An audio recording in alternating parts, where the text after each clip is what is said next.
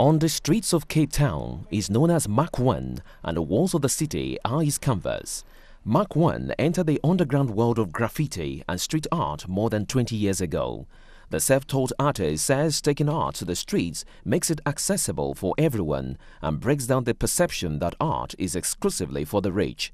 The graffiti splashed all over Cape Town has evolved from a simple act of vandalism or marking gang territories to an uplifting art form used to inspire residents. To me, graffiti means something where I'm empowering myself, where I can show other people how to empower themselves as well by using this art form in your community, in your environment you live.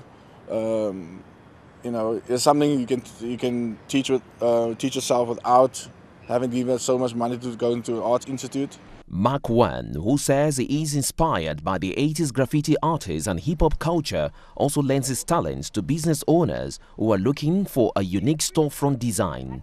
Asked if he plans to do any formal pieces, have shows or sell his work for hundreds of dollars, he said working on the streets is enough. It's very intimidating as well to step into a gallery space. This is my gallery, the street is my gallery, it's open for everyone, everyone can enjoy it. Ricky Lee Gordon is another street artist making his mark on the city. His street name, Freddie Sam, has become a familiar sight in the rundown Woodstock neighborhood, which is experiencing a renewal and regeneration, with local and international artists taking an interest in sharing their talent on its streets. Gordon commissions international artists to transform the walls of buildings into giant and life-size canvases, bringing color and life into the community through his Award of Art project.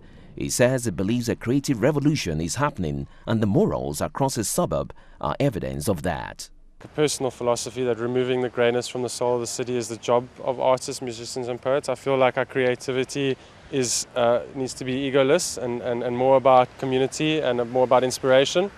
I feel the world needs a creative revolution. It's not about like, cool, we're going to change the world, but like we need to think we can. The Woodstock community struggles with crime and poverty, as well as soaring levels of unemployment among the youth, like in much of South Africa. Last year, statistics showed more than 1 in 4 South Africans are out of work.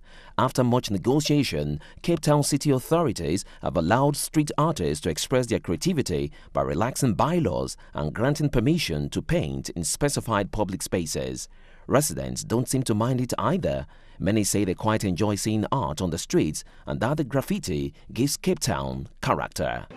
I think it's an amazing way of expressing what you feel about what's happening within this society, what's happening within the youth. It's an amazing thing. It should be appreciated more because it's more accessible to everyone. I mean, I promise you, every time, especially when we go with my wife, we always look at, like a street art. Some of the street art dates back to the 70s and 80s when it was used to protest against the apartheid regime.